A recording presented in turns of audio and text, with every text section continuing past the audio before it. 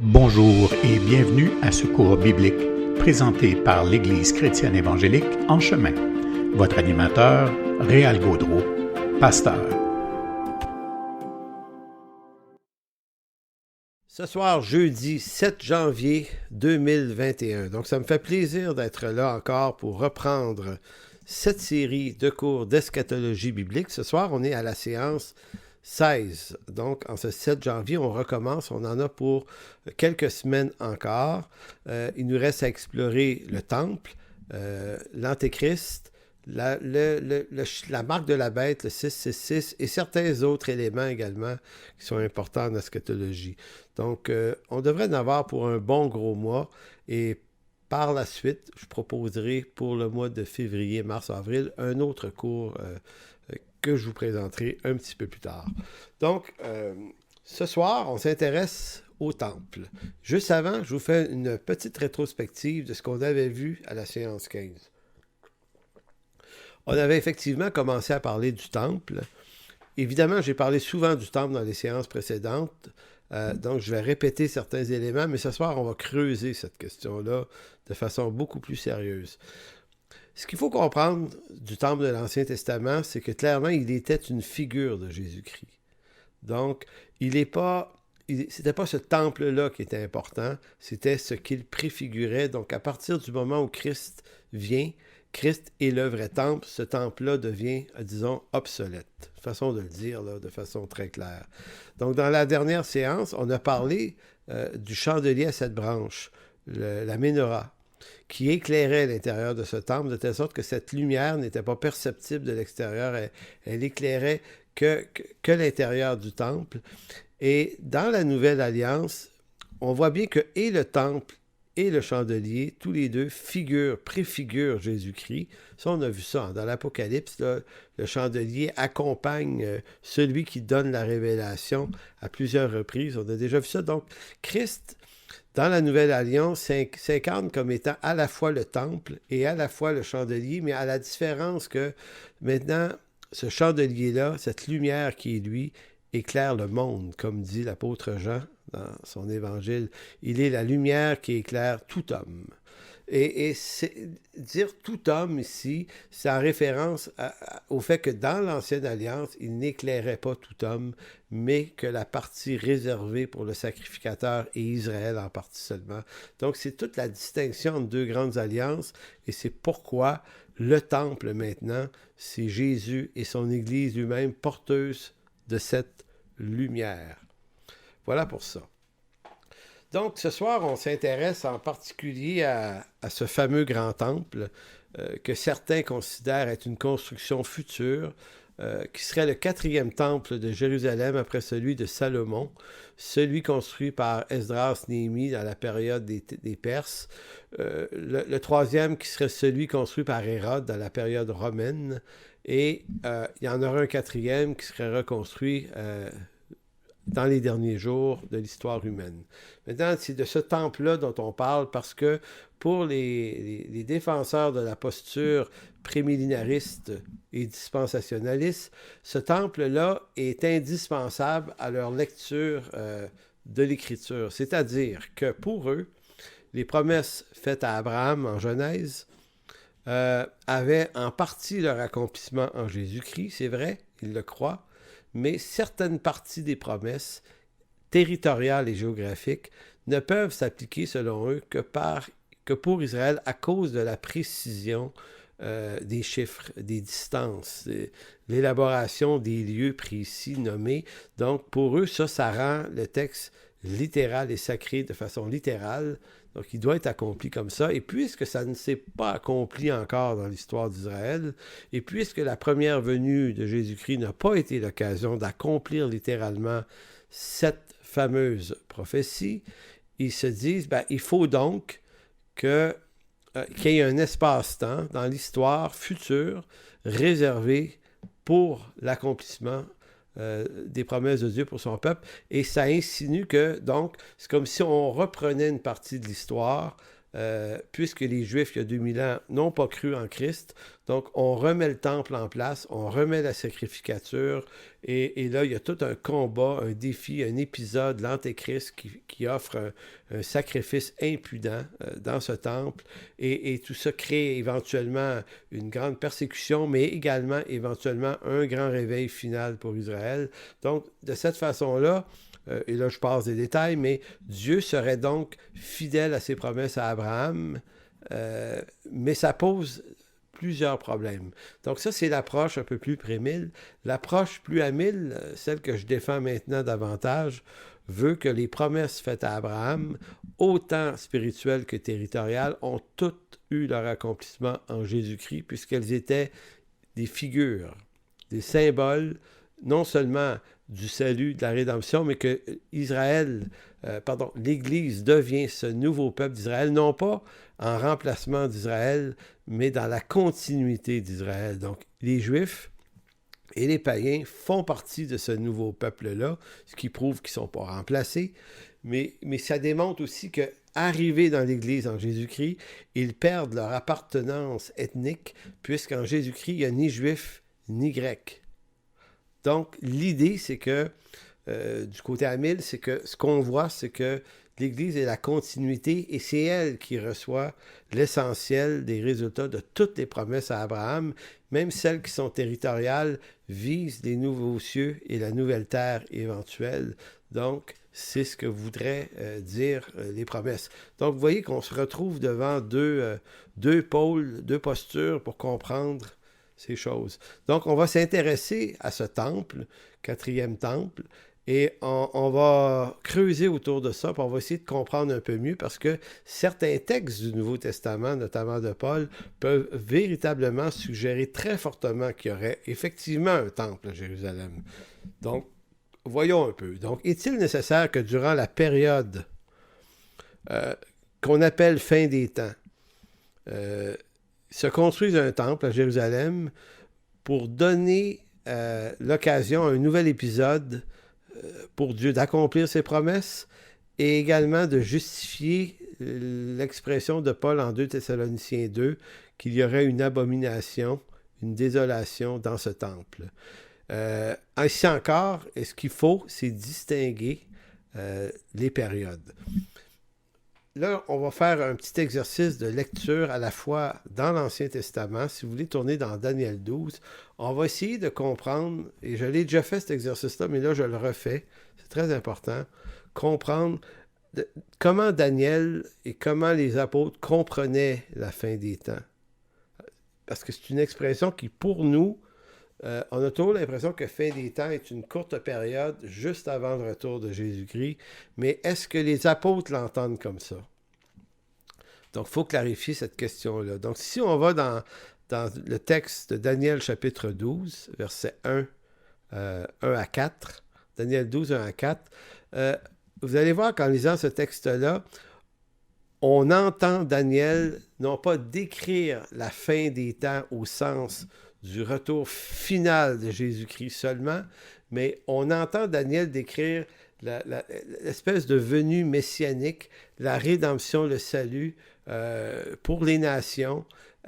On entend tout ça, la résurrection, on entend plein de choses résonner dans ce texte-là, et de la façon dont Daniel en parle, il faudrait lire plusieurs textes de Daniel pour le mettre très clair, mais croyez-moi, là, ce qu'on finit par comprendre, c'est que Daniel décrit les temps messianiques ici. Et il apparente l'expression fin des temps à la première venue de Jésus-Christ. Si ça c'est vrai, ça veut dire que nous sommes dans la fin des temps depuis que Jésus est mort et ressuscité. Donc, fin des temps ne fait pas référence aux derniers jours, mais à une période qui est la même période que l'histoire de l'Église. Et Daniel, comme d'autres prophètes, ne distingue pas entre première et deuxième venue de Jésus-Christ. Eux, ils voient une seule venue de Jésus-Christ, et qui est celle qui est finale. Puis effectivement, c'est vrai, ils ne se sont pas trompés. C'est juste qu'il ne leur est pas permis de distinguer, si on veut, que la première venue de Jésus-Christ est venue accomplir la rédemption, et la deuxième venue de Jésus-Christ, qui au fond est un peu la même chose que la première, vient chercher son peuple. Donc, verset 1, en ce temps-là, se lèvera Michaël, le grand chef, le défenseur des enfants de ton peuple, et ce sera une époque de détresse telle qu'il n'y en a point eu de semblable depuis que les nations existent jusqu'à cette époque. Et en ce temps-là, ceux de ton peuple qui seront trouvés inscrits dans le livre seront sauvés. Voyez-vous, là, juste la lecture du premier verset nous fait résonner la première génération des apôtres. Cette fameuse période de grande détresse dont parle Jésus dans Matthieu 23, Matthieu 24 aussi. J'ai dit ça souvent, hein, mais les auteurs du Nouveau Testament, Jésus y compris, sont branchés sur l'Ancien Testament, eux. Donc, ils n'inventent rien, ils sont toujours dans la continuité. Donc, Daniel décrit une période difficile et il parle du fameux livre de vie. Et ici, livre de vie est également une occurrence utilisée par Jean en Apocalypse 13, 17, 20 et 21. Donc, les textes d'Apocalypse sont inséparables de Daniel pour cette raison-là. Donc, tout ça est tissé ensemble et on sent bien dans la lecture de ce texte-là qu'on parle de toute cette période messianique. Verset 2, plusieurs de ceux qui dorment dans la poussière de la terre se réveilleront les uns pour la vie éternelle, les autres pour l'opprobre éternel. Donc, vous voyez ici, là, on sent la rédemption, puis on sent la finalité en même temps. On voit tout ça dans un même texte, comme s'ils n'étaient pas distingués et séparés par les millénaires que nous, on connaît.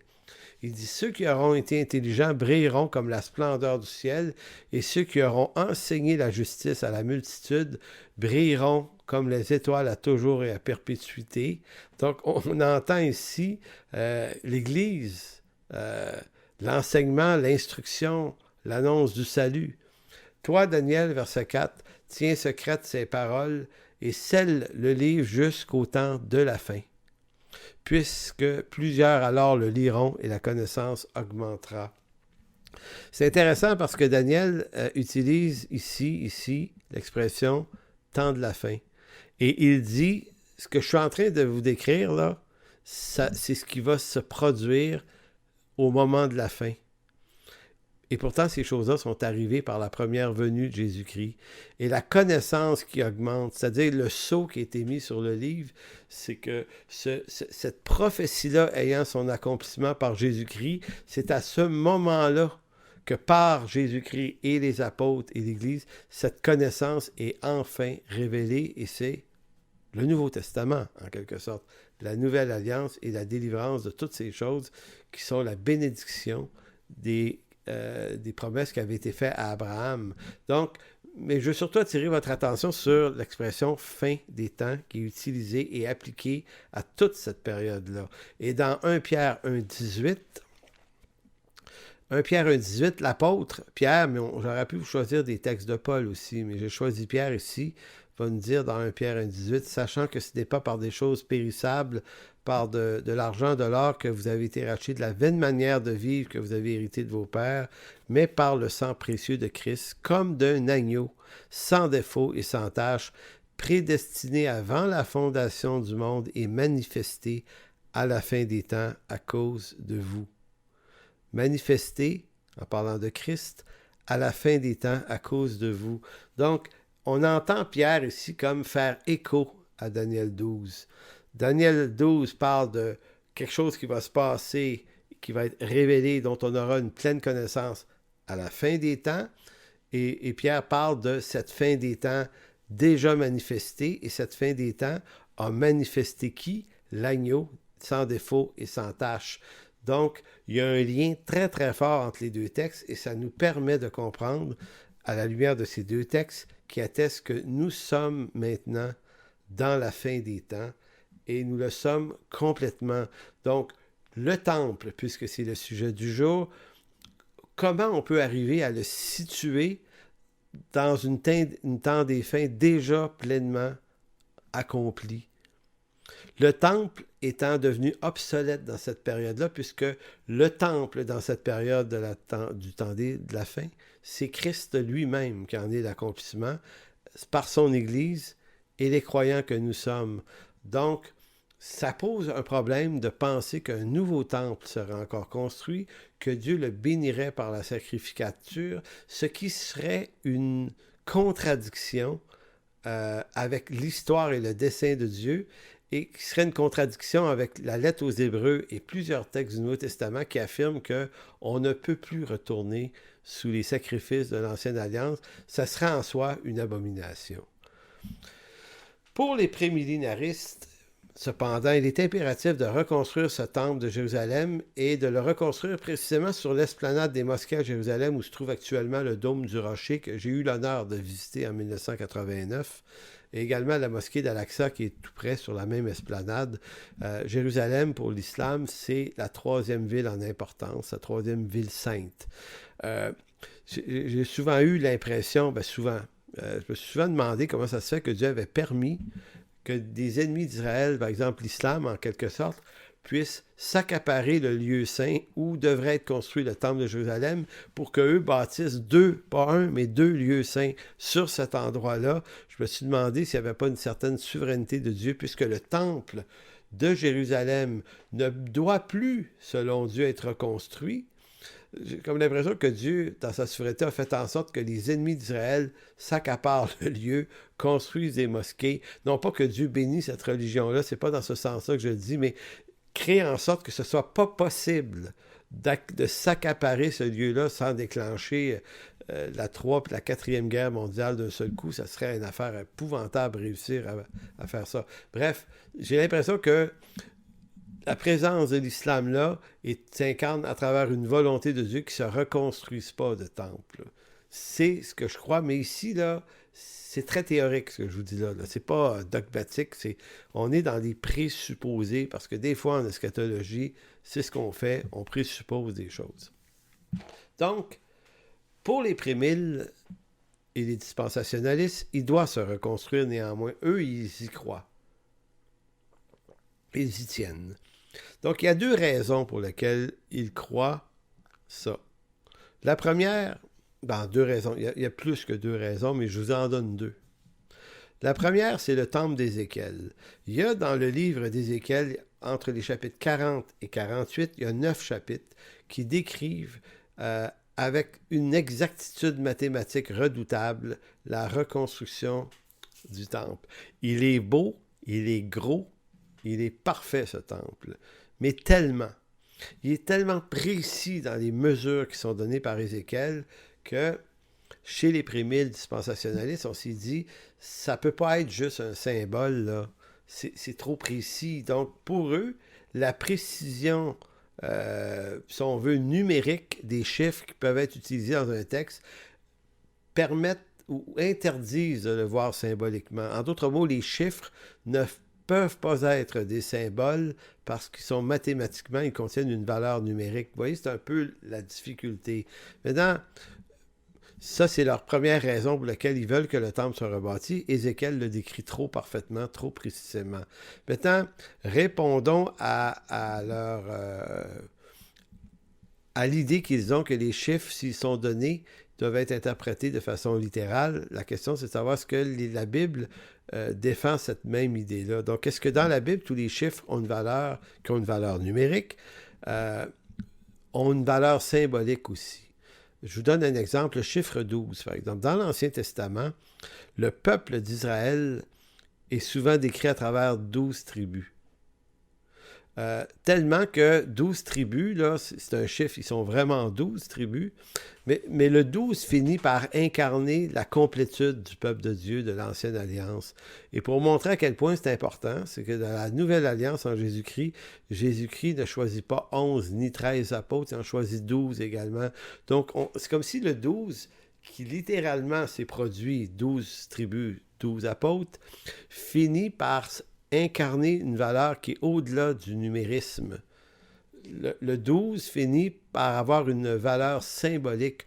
12 veut dire complétude, totalité du peuple de Dieu. Voyez-vous, c'est comme ça qu'un chiffre finit par incarner plus que simplement sa valeur numérique. Il y a d'autres exemples, les chiffres 7, le chiffre 70, on pourrait parler du chiffre 3, le chiffre 1, le chiffre 6, qu'on dit le chiffre de l'homme ou le chiffre de Satan. Il y a plein de chiffres comme ça dans la Bible. Je vais juste m'attarder rapidement à 2 chiffres qui sont intéressants. Je vous ai dit que le chiffre 12, lui, c'était la totalité ou la complétude du peuple de Dieu. Eh bien, il y a le chiffre 7 et 70, qu'eux autres sont souvent associés à la complétude de Dieu et de son œuvre. Donc, par exemple, le chiffre 70, là, dans Daniel 9, il est question des 70 semaines de Daniel. Vous vous souvenez que les Juifs ont été déportés en Babylonie, on dit 70 années. Donc, 70 revient. Dans Ézéchiel 41, le fameux temple qui est décrit par Ézéchiel dans les chapitres 40 à 48, mais au chapitre 41-12, parmi les mesures, on dit que ce temple va avoir 70 coudées de long. Dans Exode 24, à un moment donné, Moïse et Aaron sont montés sur la montagne. Ils ont amené avec eux 70 anciens. Dans Juge 8, vous avez Gédéon qui avait 70 fils. Dans Luc chapitre 17, Jésus envoie évangéliser ses disciples. Il les envoie, ils sont 70. Voyez-vous, là, la répétition du chiffre 70 finit par ne plus être simplement numérique. Elle est numérique, mais elle prend un sens beaucoup plus riche que la valeur numérique. C'est comme si 70 finit par vouloir dire quelque chose de plus riche que la quantité numérique de sa valeur. Et pour le chiffre 7, c'est encore plus.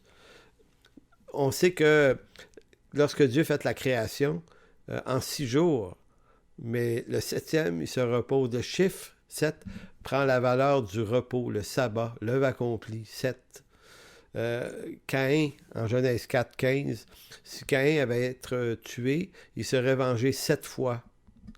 Quand Abraham a voulu faire alliance avec Abimelech à Beersheba, il lui a donné 7 brebis. Jacob travaille pendant 7 ans pour épouser Rachel, mais finalement il se fait donner Léa et il doit faire un autre 7 ans pour Rachel. Donc, encore ici, 7 fois, ou le chiffre 7, toujours 7. Joseph, dans Genèse 41, la fameuse prophétie de Pharaon, là, pas prophétie, mais le songe, il y avait 7 vaches grasses, 7 vaches maigres, 7 épis pleins et beaux, il y avait 7 épis vides, 7 années d'abondance, 7 années de famine. Donc, le chiffre 7 revient 6 fois juste dans ce court texte-là. Jéricho, la prise de Jéricho, par exemple, ils ont dû faire le tour de la ville 7 jours, 7 fois, une fois par jour pendant 7 jours. Il y avait 7 prêtres et il y avait 7 trompettes qui devaient sonner. Naaman, le Syrien, le chef du roi, le chef de l'armée du roi de Syrie, si vous vous souvenez bien, Élisée lui avait dit d'aller se laver 7 fois dans le Jourdain, dans 1 roi 5.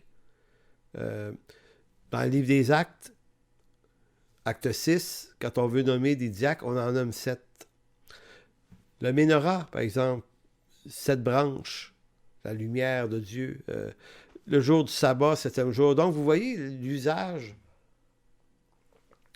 du chiffre 7 finit par faire du chiffre 7 un chiffre qui a une valeur qui est beaucoup plus que numérique, mais qui devient hautement symbolique. Ça serait intéressant de faire une longue étude là-dessus parce que vous pourriez voir qu'il y a plein de chiffres dans l'Écriture que finalement on les comprend à travers leur symbolisme parce que leur symbolisme nous révèle beaucoup mieux, beaucoup plus de choses que leur valeur strictement numérique. Donc, c'était le premier argument. Pourquoi les prémiles tiennent tant à la construction d'un temple? C'est parce qu'ils tiennent à ce que le temple proposé par Ézéchiel, dans Ézéchiel 39 à 40, soit littéral à cause que pour eux, les chiffres n'ont pas forcément une valeur symbolique. Il faut que ce soit numérique. Mais moi, je leur dis, oui, mais dans l'Écriture, c'est pas forcément vrai, ça. Donc, ils peuvent avoir une valeur symbolique qui est encore plus riche. Si c'est vrai, ben, ça peut vouloir dire que c'est pas obligé que les prophéties d'Ézéchiel s'accomplissent de façon littérale. Le temple que décrit Ézéchiel est peut-être, si on veut, la beauté du temple, l'image du temple dans les lieux célestes. Donc, tout ce qui est décrit dans les conditions terrestres sont images des réalités célestes. La deuxième raison qui fait que les les prémiles tiennent beaucoup à l'idée de la reconstruction d'un temple. C'est en vertu du texte 2 Thessaloniciens, chapitre 2, versets 3 et 4. Donc, ça pose un certain problème, ce texte-là, et c'est ce qu'on va lire à l'instant, si vous le voulez bien. Donc, un petit instant que je retrouve bien mes notes. Donc, effectivement, dans 2 Thessaloniciens 2, 3 et 4, il y a comme une description que Paul fait, et là on est dans le Nouveau Testament, où Paul parle du temple dans lequel il devrait avoir si on veut, il pourra avoir un personnage qui va rentrer là, qui va se proclamer Dieu, et puis ça serait quelque chose d'extrêmement grave pour Paul, une profanation. Donc, lorsqu'on sait que Paul a écrit ce texte-là avant la destruction de Jérusalem et de son temple en 70, on se dit ce qu'il parlait du temple de Jérusalem et de ce que Titus a fait, parce que ça pourrait y ressembler beaucoup. On pourrait dire oui, mais sauf que quand Paul décrit la séquence de ce qui se passe dans cette histoire-là, il donne une certaine quantité de détails qui, certains ressemblent à l'an 70 après Jésus-Christ, mais d'autres non. Donc, c'est un peu difficile. Je lis le court texte, 2 Thessaloniciens 2, 3 et 4, va dire que personne ne vous séduise d'aucune manière, car il faut que l'apostasie soit arrivée auparavant, et qu'on ait vu paraître l'homme du péché, le fils de la perdition, l'adversaire qui s'élève au-dessus de tout ce qu'on appelle Dieu, de tout ce qu'on adore, jusqu'à s'asseoir dans le temple de Dieu, se proclamant lui-même Dieu. Vous voyez, quand Paul dit ça, effectivement, c'est un point très fort, ça, pour les prémiles, parce que ça suggère réellement la construction d'un autre temple, puisqu'il n'y en a pas. Pour que l'événement arrive, ils vont se dire, ben, il faut qu'il y ait l'apostasie, l'homme du péché, il faut qu'il y ait un temple. Bon, ont-ils raison? Font-ils une bonne lecture? Ou y a-t-il une autre façon de comprendre le texte? Donc, suivant la compréhension de la séquence prophétique que les prémillénaristes préfèrent, à partir de ce texte et de d'autres, pour eux, le retour de Christ ne peut pas se produire. Le retour final de Christ ne peut pas arriver sans qu'il y ait eu un autre temple construit à Jérusalem et que la profanation ait lieu dedans. Maintenant, ça soulève beaucoup de problèmes. Peut-être que ça apparaît une solution pour eux assez facile, mais c'est parce que si on creuse autour de l'argument qu'ils ont, il y a énormément de problématiques qui surgissent. D'abord, c'est que dans l'Ancien Testament, il y a beaucoup de textes. Et on ne va pas les lire, mais il y a beaucoup de textes qui suggèrent, notamment dans Jérémie 7, dans Ézéchiel 8, jusqu'à 11, et d'autres textes comme ça, qui annoncent assez clairement que le temple de Jérusalem et Jérusalem serait éventuellement abandonné par Dieu, et Dieu se tournerait vers les nations, annonçant et préfigurant l'Église qui s'en vient comme nouveau peuple de Dieu. Qu'est-ce que ça a rapport ici dans l'histoire du temple de Jérusalem en fin des temps? Ben, c'est parce que si en Jésus-Christ, il est réellement arrivé les prophéties de Jérémie, d'Ézéchiel, d'Ésaïe, de tous les autres, ben, c'est difficile de situer que mais Dieu reviendrait pour quand même reconstruire un temple là, alors qu'il a abandonné le lieu, alors qu'il a créé cette nouvelle entité qui est le nouveau temple de Dieu, qui est l'Église. C'est difficile de concilier un autre temple que Dieu bénira à nouveau. Et ça serait dur de concilier avec la déclaration en Matthieu 23, 37 de Jésus lui-même, où il dit « Jérusalem, Jérusalem, qui tue les prophètes et qui lapide ceux qui te sont envoyés. Combien de fois ai-je voulu rassembler des enfants comme une poule rassemble ses poussins sous ses ailes, mais vous ne l'avez pas voulu. Voici, votre maison vous sera laissée déserte. » Et ainsi de suite. Donc, Jésus lui-même s'accorde avec les prophéties de l'Ancien Testament et est en train de dire que par lui, l'Éternel délaisse Jérusalem et son temple. Et non seulement l'abandonne-t-il, mais souverainement le fait démolir par Titus en l'an 70 après Jésus-Christ. Il faut mentionner une chose très importante. La raison pour laquelle Dieu abandonne le temple de Jérusalem et le peuple juif, si on peut dire ça comme ça, c'est pas strictement à cause de l'infidélité des enfants d'Israël. Ils ont été trouvés infidèles, mais au-delà, comment dire ça? L'infidélité d'Israël, c'est l'angle terrestre du problème. L'homme, par lui-même, que ce soit juif ou un autre peuple, ça aurait été le même résultat. L'homme, par lui-même, ne peut pas satisfaire les exigences de Dieu.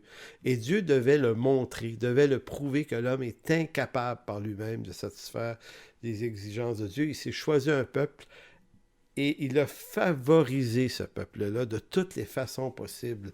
Dieu a habité au milieu de ce peuple. Il a habité ce peuple à travers sa parole, la révélation de la Torah, à travers un prophète comme Moïse, les prophètes, les sacrificateurs, le temple qui était une image. Tous ces moyens-là étaient des moyens qui favorisaient l'émergence d'une riche révélation de Dieu. Écoutez, Dieu est même apparu à travers des théophanies dans l'Ancien Testament. C'est montrer à quel point Dieu s'est rendu visible de toutes sortes de façons à ce peuple-là. Et ce peuple-là n'a pas reconnu son Messie lorsque celui-ci est arrivé. Ils l'ont crucifié. Donc, qu'est-ce que ça dit? Est-ce que ça dit que les Juifs sont plus bêtes que les autres peuples? Non. Ils sont donnés en exemple pour montrer que même un des peuples les plus brillants de la planète, parce que c'est tant qu'à moi un des peuples les plus brillants de la planète, même eux, dans toute l'intelligence qu'ils ont naturellement et toute la révélation qu'ils ont de Dieu, n'ont pas été capables de reconnaître le oint de l'Éternel. C'est intéressant ça parce que ça montre comment Dieu nous sauve. Dieu ne nous sauve pas parce qu'on l'a reconnu. Dieu nous sauve parce qu'il nous a élus d'avance. C'est le dessein d'élection de Dieu qui sauve les croyants par le moyen de la rédemption, par le moyen de la foi qui est en Jésus-Christ. Donc, on est comme cet aveugle de Jean 9, que ce soit juif ou grec ou païen ou comme nous, pour que cet aveugle-là dans Jean 9 ait pu voir le Messie, il a fallu que le Seigneur lui donne des yeux pour le voir. Donc, le salut s'opère à travers Dieu qui nous redonne des yeux pour le voir. Donc, c'est important de dire qu'on n'est pas anti-Israël, antisémite dans ce cours-ci, en train de dire « ouais, Dieu rejette », comme si ce peuple-là était plus idiot que les autres. Non, non, ils sont l'exemple que l'homme ne peut pas y arriver. Donc, c'est ça l'importance. Donc, humainement parlant, c'est la raison. L'autre raison, c'est que Dieu avait déjà établi éternellement un dessein éternel. Dans son dessein éternel, il allait réunir toutes choses en Jésus-Christ, et dans son dessein éternel, que ce soit l'agneau, la loi, le Moïse, les sacrifices, le temple, tout ça allait être de toute façon des préfigurations de Jésus-Christ. Donc, c'était prévu que ces choses-là étaient temporaires et allaient être un jour abolies pour laisser place à la réalité en Jésus-Christ. Donc, si Christ est la réalité de toutes ces choses, si Christ est la réalité de toutes ces choses, alors on ne peut pas imaginer retourner dans ces images-là un jour.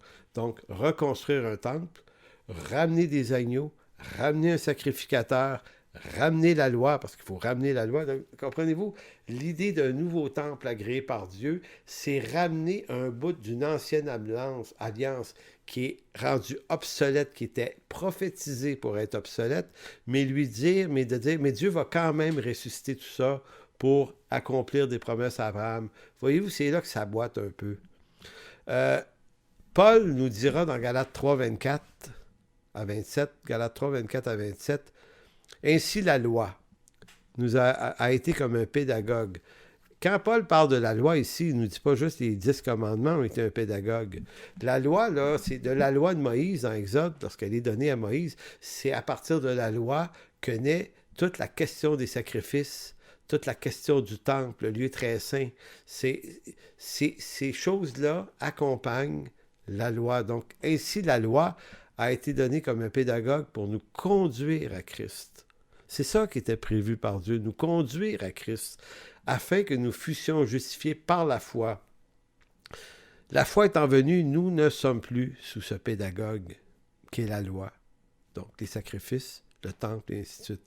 Car vous êtes tous fils de Dieu, et là, Paul a toujours en arrière-plan juif et païen, par la foi en Jésus-Christ, vous tous qui avez été baptisés en Christ, vous avez revêtu Christ. Donc, nous ne sommes plus sous ce pédagogue, donc loi, temple, sacrifice, etc.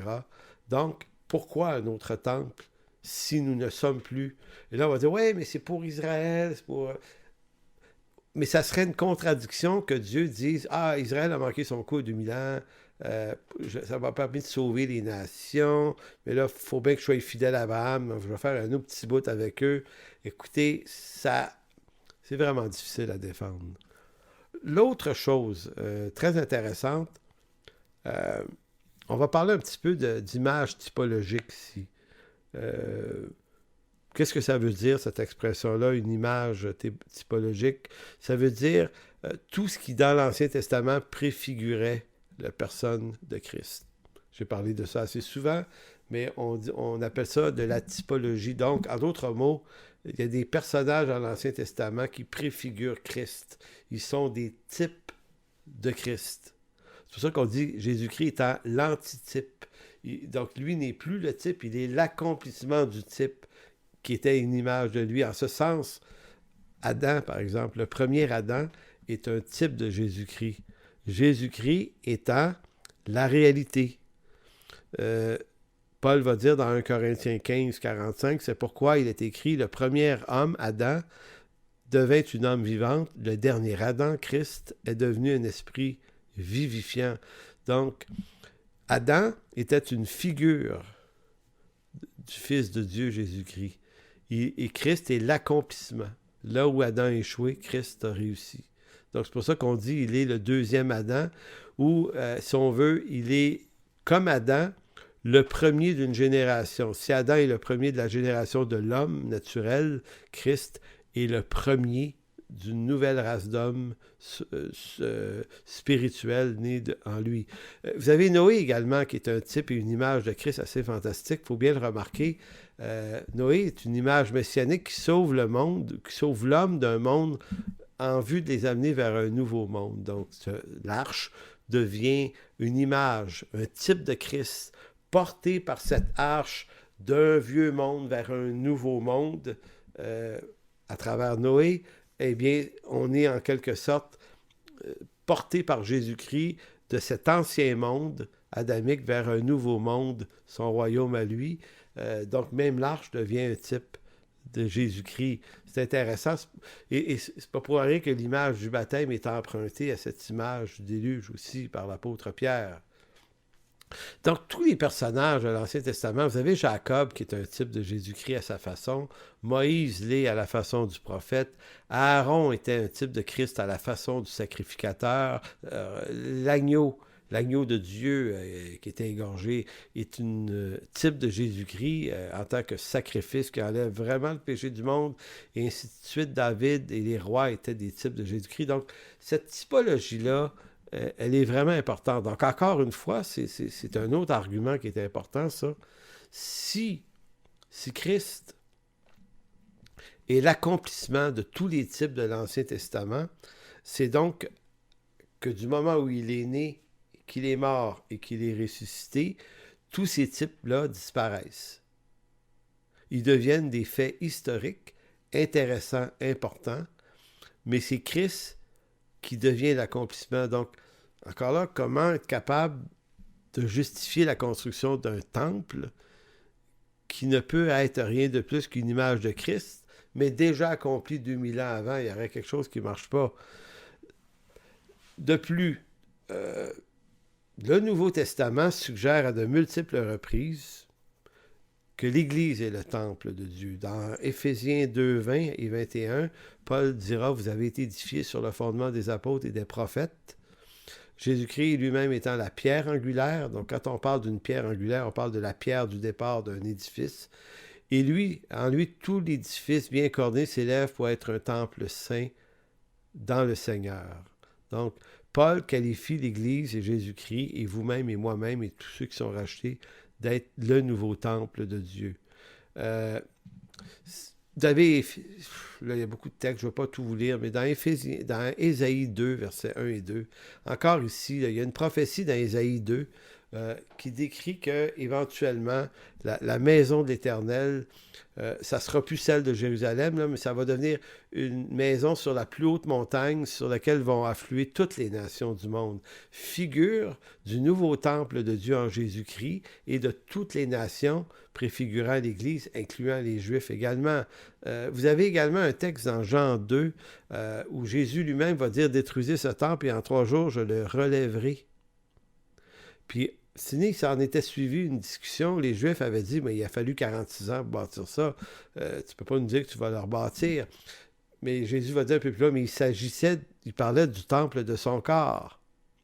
Et au verset 22, dans Jean 2, c'est pourquoi lorsqu'il fut ressuscité des morts, ses disciples se souvinrent qu'il avait dit cela et ils crurent à l'Écriture et à la parole que Jésus avait dit. J'attire votre attention que Jésus a parlé que le temple serait détruit et que c'est lui qui deviendrait le temple. Maintenant, quand il est mort, et surtout quand il est ressuscité, le temple de Jérusalem était encore là, il n'avait pas été détruit par Titus, et pourtant, les disciples et les apôtres ont compris que le nouveau temple, c'était Jésus-Christ, et ils ont cessé, eux, d'aller au temple de Jérusalem. Ils ont vu que c'était Jésus-Christ, donc encore ici, cet argument-là nous ramène toujours à la même chose. Si Jésus-Christ est le temple et que l'Église est le temple, eh bien, lorsqu'il est question de temple maintenant, il faut qu'on reste cohérent avec l'idée de l'apôtre Paul, de Jésus, de Pierre, de la lettre aux Hébreux. Et parlant de la lettre aux Hébreux, au chapitre 10, versets 8 à 10, je ne lis pas. Je dis donc au verset 9, il est question que Dieu a aboli la première alliance pour en établir une seconde. Première alliance de la loi abolie pour en établir une nouvelle. Donc, c'est le sacrifice de Christ qui inaugure une nouvelle alliance, un nouveau peuple de Dieu, un nouveau temple, et ainsi de suite. Et là, ça continue. Ça continue. 1 Pierre 2, 4 et 5. Je ne vous lis pas, mais dans 1 Pierre 2, 4 et 5, Pierre va dire que nous sommes édifiés pour former une maison spirituelle. Donc, Pierre utilise l'image de l'Ancien Testament du temple et l'applique à l'Église, mais d'une façon figurée, symbolique complètement. C'est vraiment très, très riche. Dans 1 Corinthiens 3, 16, Paul dit « Vous êtes le temple du Saint-Esprit ». Dans 1 Corinthiens 6, 19, il le répète « Vous êtes le temple du Saint-Esprit ». Donc, il y a énormément de textes comme ça qui militent en faveur d'établir clairement que dans la dispensation actuelle, si je me permets d'utiliser ce mot-là, le temple de Dieu, c'est l'Église. Mais en même temps, cette dispensation-là, si on peut l'appeler comme ça, ne se termine pas par un retour à une dispensation de la loi. Ça fait aucun sens de retourner une dispensation qui a déjà été rejetée par Dieu, donc Dieu ne peut pas l'agréer. Donc c'est pour ça que dans cette posture-là, plus à 1000, on se dit, bien, maintenant que tout est accompli en Christ, ne reste que le retour de Jésus-Christ qui pourrait arriver soudainement, même avant la fin de cette séance. Il n'y a rien d'autre à être accompli que ça. Maintenant, il va y avoir des persécutions, il va y avoir des antéchrists, il va y avoir toutes sortes d'affaires comme ça c'est sûr. C'est pas exclure même qu'un antéchrist, qu'un personnage. Et là, on va aller lire, si vous voulez bien, le texte de 2 Thessaloniciens, chapitre 2. Donc, 2 Thessaloniciens 2, 1 à 10. J'ai lu les versets 2 et 3 tout à l'heure, mais là, on va lire le texte complètement et on va comprendre qu'ici, il y a comme un os. Maintenant, le but, c'est pas de se défaire de cet os-là pour rester confortable dans une position, c'est de comprendre ce texte-là à la lumière de tout le reste. Et peut-être qu'on va se rendre compte qu'on ne le comprend pas si bien que ça, ou peut-être qu'on a l'impression que Paul dit une chose, mais c'est pas exactement... Ce que je comprends, c'est pas exactement ce qu'il a dit. Donc, je vais essayer... Et toujours important, lorsque l'apôtre Paul écrit ça, il pense pas comme vous et moi, là, lui.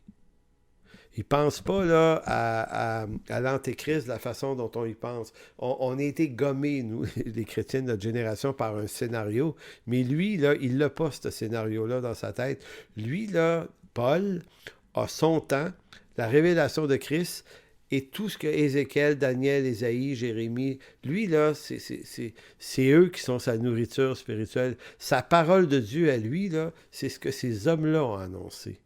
Donc, lui, il est dans une posture où il ne regarde pas les choses comme vous et moi. Donc, pour comprendre ce qu'il dit, vous devez vous mettre les lunettes de Paul, sinon vous passez à côté de la richesse de ce qu'il est en train de dire. Verset 1, 2 Thessaloniciens 2, il va dire « Pour ce qui concerne l'avènement de notre Seigneur Jésus-Christ et notre réunion avec lui, nous vous prions, frères, de ne pas vous laisser facilement ébranler dans votre bon sens et de ne pas vous laisser troubler par quelques inspirations, quelques paroles ou par quelques lettres qu'on dirait venir de nous, comme si le jour du Seigneur était déjà là. Que personne ne vous séduise d'aucune manière, car il faut qu'il arrive. Voici ce qui doit arriver. Là ici, c'est comme si le jour du Seigneur, là, c'est-à-dire le retour final, est-ce qu'il est là? Est-ce que c'est arrivé? Paul dit, non, il ne peut pas être arrivé, on est encore ici. Il dit, il faut d'abord qu'arrive, voici, l'apostasie, donc le reniement de la foi, et qu'on ait vu paraître l'homme du péché, le fils de la perdition. Donc, il faut que ces deux choses-là soient présentes. Donc, Paul est en train de mettre dans l'envergure, dans le visionnement des derniers jours, deux éléments qu'on peut reconnaître. Très intéressant. Et là, lorsqu'il parle de l'homme du péché, le fils de la perdition, au verset 4, il fait une comparaison.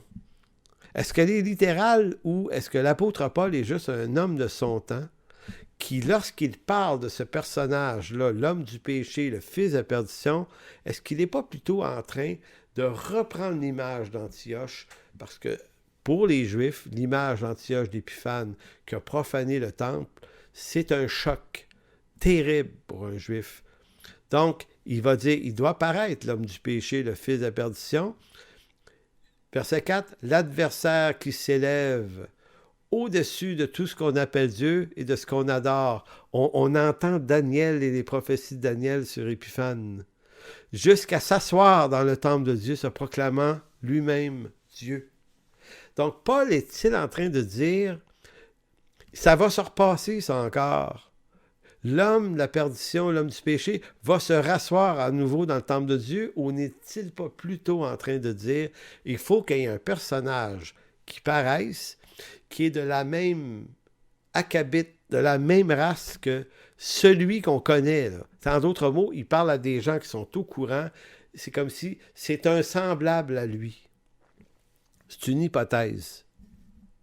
Verset 5. Ne vous souvenez-vous pas lorsque je vous disais ces choses, lorsque j'étais encore chez vous, et maintenant vous savez ce qui le retient, ce personnage-là, afin qu'il ne paraisse qu'en son temps, car le mystère de l'iniquité agit déjà.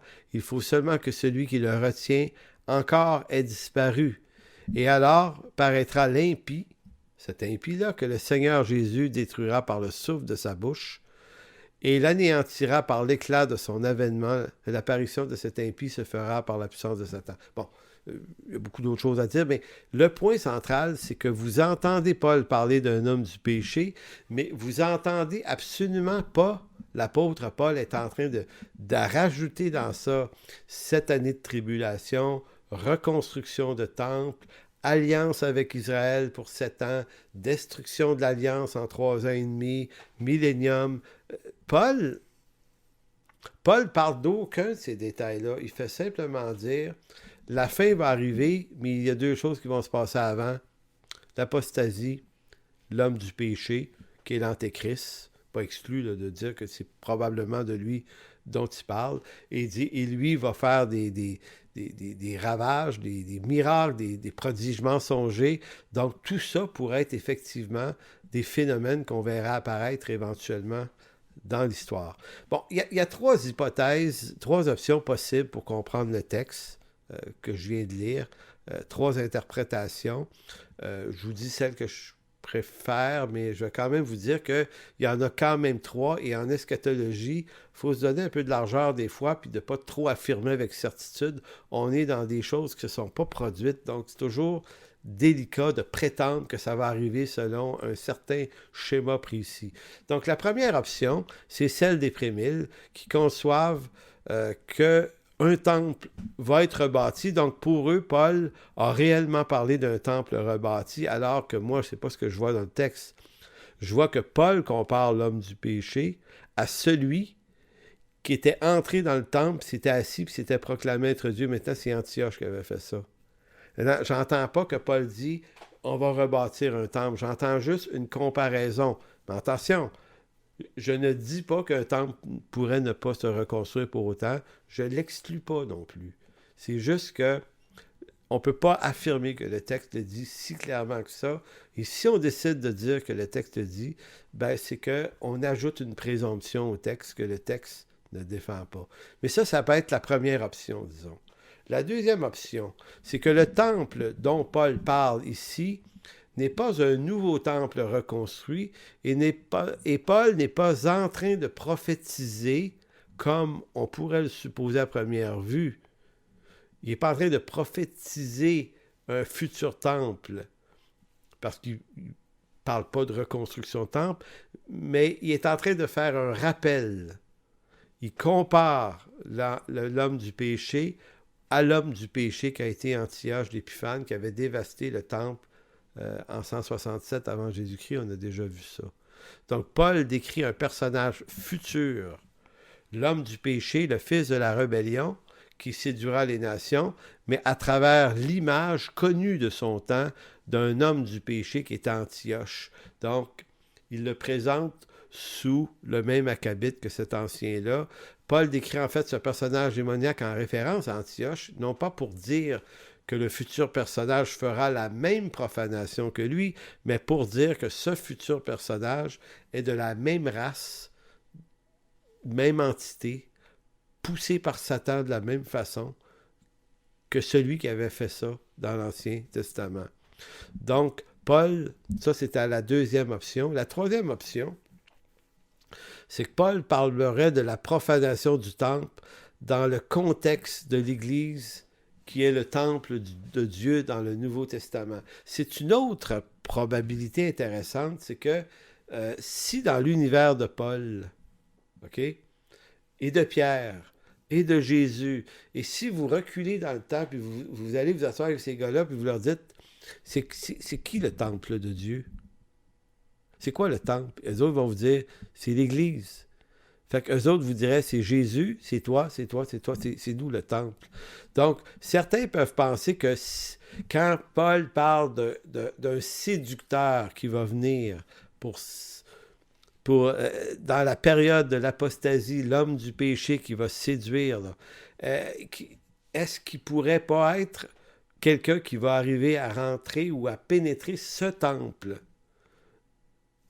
le nouveau temple, qui est l'Église? Vous voyez l'idée? Donc, il pourrait comme séduire même les élus. Donc, ce serait pour montrer toute la force de ce personnage-là. Je vous dis pas que c'est ça, là. Je vous dis juste que ça fait partie des possibilités pour comprendre 2 Thessaloniciens 2.2. Donc, si Jésus, si Pierre et même Paul enseignent que le temple de Jérusalem était devenu obsolète par la résurrection de Christ, pourquoi Paul mentionne-t-il aux Thessaloniciens que l'homme du péché doit venir dans le temple? À moins que ce temple, ça soit l'Église. Bon, comme je vous dis, c'est des options. Moi, je trouve la seconde peut-être la plus intéressante, c'est-à-dire que Paul ne parle pas d'un temple qui doit être rebâti, mais parle de l'homme du péché en référence à Antioche, qui lui avait profané le temple. Donc, ça pourrait être une façon assez simple. Et ça harmonise le fait qu'on n'a plus besoin d'absolument reconstruire un temple. Ça harmonise le fait que Dieu n'a pas à réintégrer un temple avec la sacrificature et les sacrifices, ce qui est à contre-courant de son œuvre accomplie et de toute l'Écriture de la lettre aux Hébreux qui l'interdit absolument pour les croyants. Donc, on harmonise le texte. Ça n'exclut pas que Dieu, dans la fin des temps, puisse opérer un grand réveil en Israël et en sauver des millions, ce que je souhaite d'ailleurs de tout cœur. Ça n'exclut rien de ça. Ça peut même être tout à fait ça, mais ce que ça voudrait dire, c'est que comme croyant, s'il y avait des signes qu'on devait attendre, c'est l'apostasie, donc le recul de la foi. Ce qui, ma foi, me semble en Occident un phénomène très actuel, mais on ne peut pas affirmer que c'est à l'échelle mondiale, puisqu'il y a beaucoup de réveils ailleurs dans le monde. Donc, c'est toujours délicat de prétendre qu'on est dans cette génération-là. Je prétends dire que je l'ignore, mais c'est possible. Donc, il y aurait l'apostasie. On pourrait voir apparaître une espèce de personnage grotesque éventuellement, qui pourrait être un séducteur énorme, faire des miracles, des prodiges, et vraiment, c'est fort possible, là. Mais de toute façon, est-ce qu'on doit le craindre à tout prix? Personnellement, je dirais non, parce que l'apôtre Paul nous parle du personnage dont la destruction est assez soudaine. Il dit à verset 8, en 2 Thessaloniciens, il dit « Alors paraîtra l'impie que le Seigneur Jésus détruira par le souffle de sa bouche et qu'il anéantira par l'éclat de son avènement. » Donc, entre l'apparition de cet impie et sa destruction, dans le même verset, là, il n'y a pas le temps d'exister trop longtemps, pas en termes de semaines, de mois, d'années, mais c'est pas...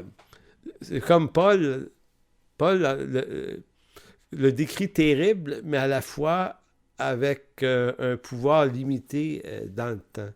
Donc, vous voyez, ça peut être ça. Donc, en conclusion de quoi, là, ce texte de 2 Thessaloniciens nous dit à peu près ceci, et je résume, là, il nous dit au moins 4 choses. L'apostasie est un des éléments qu'on devrait voir se préciser. L'apôtre Paul en parle également dans 2 Timothée 3, 1 à 4. Là, je ne sais pas si j'ai le temps de vous lire ça. Là, 2 Timothée, j'ai ça quelque part dans mon texte. 2 Timothée, laissez-moi 30 secondes. Je vais retrouver ça, je suis sûr. 2 Timothée, bon, je ne le retrouve pas, mais c'est pas grave. C'est juste que dans 2 Timothée 3, l'apôtre Paul fait la nomenclature des derniers jours. Il dit, Timothée, sache que dans les derniers jours, les hommes seront ceci. Puis là, Paul défile un ensemble de qualités. En fait, c'est pas des qualités, mais c'est des défauts. C'est extrêmement grave ce qui se passe là. Donc, il parle de la méchanceté de l'homme qui va prendre de plus en plus de place. Donc, l'apostasie, le reniement de la foi. Il nous parle également donc de l'apparition d'un homme qui est l'homme du péché. Donc, 2 choses qu'on pourrait attendre. Il y a une autre affaire qu'il nous dit également, Paul, dans ce texte, c'est que ce qui retient ce personnage-là, il dit « Car le mystère de l'iniquité est déjà là, il faut seulement que celui qui le retient est encore disparu. » Ça pose une question, de qui s'agit-il? Chez les prémiles, on va dire « Ah, ben c'est l'Église et le Saint-Esprit. » Donc, donc, ils vont faire un fit ici, ils vont dire « Quand l'Église est enlevée, l'Esprit Saint disparaît de la terre. » Donc là, l'Antéchrist peut venir parce qu'il a peur du Saint-Esprit, mais quand le Saint-Esprit s'en va, mais ça ne marche pas tout à fait, cette idée-là, parce que Dieu est partout, là. Même si l'Église est enlevée, le Saint-Esprit part avec nous, laissant entendre que le Saint-Esprit est comme plus là, comme si le Saint-Esprit était limité à une présence géographique seulement, là, ça ne marche pas. Dieu est tout le temps là, partout. Donc, il m'apparaît plus clair de dire que celui qui le retient est disparu. Ça paraît plus simple, comme certains commentateurs le disent, de penser que Dieu, dans son dessein d'élection, empêche l'homme du péché de venir avant son temps, mais Dieu va lui permettre à un moment donné d'opérer, va lui permettre de venir, et c'est Dieu qui le retient, mais c'est pas qu'il le retient à cause qu'il est là ou pas là. Il le retient, point, comme il va lui permettre d'agir, un peu comme à la Job, Dieu permet au malin d'agir ou de ne pas agir. C'est Dieu qui limite l'activité. Donc, Dieu est souverain sur l'homme du péché. Et pourquoi il lui permet de venir?